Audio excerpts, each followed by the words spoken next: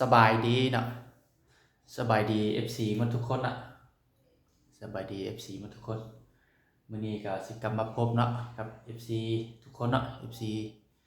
PCP นะ PCP FX PCP Tactical เนาะมาพบกับทุกคนอีกนะลูกค้าเนาะลูกค้าหรือว่า FC ผู้ใดเนาะที่ว่ามีแผนนะสิไปปิกนิกไปกินข้าวปลาในช่วงปีใหม่เนาะในช่วงปีใหม่นี่ก็มีแต่สิมาแนะนำเนาะเครื่องตัวนี้นะสำหรับเอาเข้าปลาเพื่อไปกินข้าวปลาไปมวนซื่นเนาะมวนซื่นนิดนึงเนาะเปิดหูเปิดตานิดนึงรุ่นมื้อนี้จะมาแนะนำเป็นตัวทัตติโก้นะรุ่นนี้นะเป็นทัตติโก้นะรุ่นนี้นะเบิ่งนะงามเลยนะทัตติโก้สุดยิ่งเป็นทัตติโก้ไซงอนนะตัวนี้นะสุดยิ่งนะเป็นทัตติโก้ไซงอนนะเบิ่งนะทัตติโก้นะโลโก้ทัตติโก้นะมันจะเป็นกาลูกปืนนะกาลูกปืนทัตติโก้นี่ก็เป็นรุ่นหนึ่งนะรุ่นหนึ่งที่พ่อค้านะทึกใจที่สุดเลยนะรู้สึกว่าทึกใจที่สุดนะทัตติโก้นะในแต่ละรุ่นนะถ้ามาเทียบกันก็ถือว่าพ่อค้าสำหรับพ่อค้าเองนะและจะว่าทึกใจตัวทัตติโก้นี่ว่าที่เหลือก็มูนิดนึงกับแม่นเท่าไหร่นะแต่ว่ามันก็ขึ้นกับแต่ละคนนะถือว่ามักต่างกันนะแต่สำหรับพ่อค้าก็เว้าเรื่องมักให้กับตัวทัตติโก้เนาะก็ถือว่าเป็นอันดับต้นๆเลยนะตัวที่มักเลยนะนี่จะมาแนะนำเป็นทัตติโก้ไซงอนนะทัตติโก้ไซงอนนะตัวท้ายจะเป็นท้ายยางเนาะท้ายยางพับได้นะพับได้นะมีแต่กดตัวนี้แหละพับนะกดแบบนี้นะพับไว้เลยนะพับได้เลยนะพับได้เลยรุ่นนี้จะเป็นรุ่นตัวน็อตจับท้ายนี่นะจับเข้าไปแบบนี้นะมันจะบ่มีกันลุยหรือบ่มีกันทอดเลยนะมันแน่นดีนะมันจับเสียบเข้าไปนะ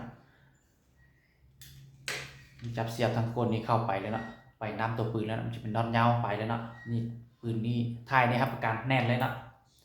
มัดเป๊ะสบายนะครับประกันแล้วก็ท้ายจะเป็นท้ายยางนะสั้นยาวได้นะปั๊บได้ตามที่มักนะตามที่มักเลยนะตามที่มักปั๊บได้ตามที่ลูกค้าต้องการเลยนะแล้วเบาจะเป็นเบาปั๊มในนะเบาปั๊มในคาลิเกตดำนะยิงตรงเลยนะตัวนี้ยิงตรงนะเบาคาลิเกตดำยิงตรงนะส่วนทางจะเป็นทางอะลูเนาะทางอะลูขนาดแมน 0.42 นะ 0.42 ลิตรนะตัวนี้ 0.42 ลิตรส่วนลาวเนาะลาวจะเป็นลาวอีก8นะEM8นะEM8 8เกี่ยวเนาะเบอร์2นะยาว50เซนนะส่วนเก็บเสียงกันก็จะเป็นGentek นะ Gentek ดำนะ Gentek ดำเก็บเสียงส่วนตัวกล้องเนาะกล้องจะเป็นกล้องมาคูนเนาะกล้องมาคูนเนาะกล้องมาคูน3/9x40เนาะขนาด3/9x40กล้องงามหลายนะตัวนี้กล้องรุ่นนี้ถือว่างามเนาะใส่กับปืนแล้วรอเลยนะ ใส่กับปืนแล้วงามหลายนะอย่างกับใส่ขากล้องเป็นรุ่นต่ำเนาะขากล้องรุ่นต่ำเนาะมันเกือบจะติดกับตัวนี้ละอันนี้เขายิงระยะใกล้ระยะไกลมันจะโบวิดกันเนาะโบวิดกันหลายนะมีแต่วิดน้อยเดียวเนาะตัวนี้นะถือว่าเขาตั้งระยะประมาณ20 เมตรนี่เข้าปลานี่บ่จำเป็นตั้งอีกก็ได้เนาะยิงระยะ50 เมตรก็ได้ยิงระยะประมาณ10 เมตรก็ได้เนาะ7-8 เมตรก็ได้นะเพราะว่ากล้องมันจะเกือบสิติดกับลำเลยเนาะเนี่ยมันระยะลุ่นลื่นกันกล้องกับลูกปืนมันจะโบลุ่นลื่นกันหลายนะเขายิงไกลมันจะทึกคือกันนะตัวนี้นะเนาะจุดดีของมันแนะนำกันจับขากล้องให้กับลูกค้านะเขาจะจับมาใกล้กับตัวนี้นะจับมาใกล้กับตัวนี้ตัวขาหลังนี่นะและอีกอย่างตัวนี้เขาจับให้มันสุดวันนี้นะจับมันสุดวันนี้แต่ตัวนี้เขาจับมาใกล้นี่นะทั้งเทิงนี่เขามักบันไดจับให้ก็ได้นะขาหน้าแต่ขาหลังนี่เขาจับใส่นี่มันจะเป็นจุดที่เหมาะสมที่สุดนะพอเวลาเขาพับถ่ายนะเวลาพับถ่ายแบบนี้กล้องมันจะบนยาวขึ้นมานะกล้องมันจะบนยาวขึ้นมาหลายนะมันจะบนเรือหลายทั้งนี้นะ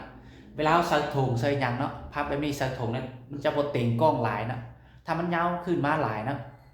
สมมติเราจับขากล้องนี่ไว้ทั้งพี่นะไว้อยู่นี่แล้วกล้องตัวนี้มันชี้เหลือมาหลายพี่นะเมื่อเราพับแบบนี้แล้วก็ใส่ถุงไปนะกล้องนี้มันจะเต่งนักนะมันจะเต่งกล้องนี่หลายนะมันจะยันมันจะมีปัญหากับกล้องนะ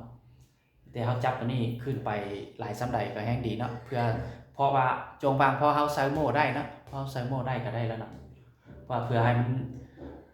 ลดพรกันถือกล้องนี่นะถือกล้องไปแล้วพับใส่ถุงใส่อย่างนะมันจะมีบนนี้ติดแอร์เนาะบนนี้มันจะมาติดซอยแดติดกล้องนิดนึงเนาะมันจึงได้เนาะถ้าใส่เป็นกล้องติดอย่างเดียวแล้วมันย่านกล้องมันสิมีปัญหาเนาะเวลาแนะนำกันจับกล้องใส่หน้าปืนเนาะขากล้องมาจับใส่ปืนเท่านั้นจับแบบนี้มันจะโอเคเนาะตามที่พ่อค้ามักเนาะมักหรือว่าเขาใส่ตัวจริงเนาะใส่แบบนี้มันจะบ่มีผลกระทบต่อกล้องหลายเนาะอย่างเป็นแบบนี้เนาะเบิกฝากทางนี้นะฝากนี้ก่อนงามเลยเนาะงามเลยเนาะกาตาติโกเลยเนาะตัวนี้แท่ระยะบางคนเนาะจะอยู่ประมาณ70-80 เมตรนะ70-80 เมตรนะเก็บเสียงกดได้เลยนะเขาสามารถกดได้นะเก็บเสียงสามารถกดได้สบายนะกดได้เนาะ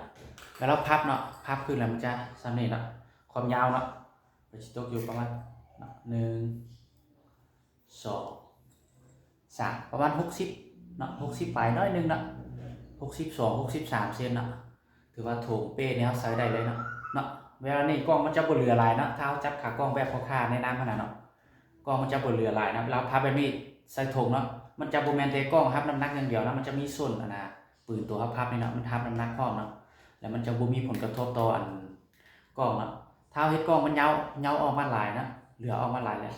กล้องมันสิติดอย่างเดียวเนาะมันสิเป็นกล้องเป็นผู้ทับน้ำหนักอย่างเดียวยันกล้องมันสิมีปัญหาเนาะ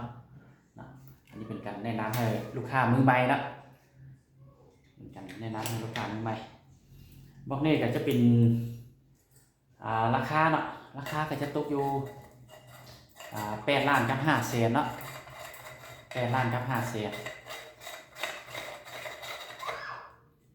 ราคานี่มันจะได้ราคา8 ล้าน 5 แสนนี่มันจะมีกล่องสูบเนาะสูบจะเป็นแบบนี้เนาะรุ่นติดพับได้เนาะกล่องสูบเป็นรุ่นติดพับได้แล้วจะมีโมมีสกูลิ่งเนาะแล้วก็ลูกปืนจะได้กับนึงนะลูกปืนได้กับนึงนะจะมีโอลิงสู้มาอย่างนั้นนะลูกปืนจะได้กับนึงนะเพื่อผู้ใดอยากซื้อแถมก็ได้นะอยากซื้อเพื่อทั้งนอกก็ได้คือกันนะสิไลราคาให้เนาะเดี๋ยวปกติจะแถมมากับเดียวเนาะราคา8 ล้าน 5 แสนเนาะจะได้ครบสุดตามรูปนี้เนาะครบแบบนี้เนาะได้อีกลูกปืนกับนึงพร้อมเนาะมีแต่ลูกค้าคนใดสนใจเนาะก็ทักมาได้เนาะตามเบอร์เนาะ56707-295เนาะ56707-295เนาะทักมาเลยเนาะ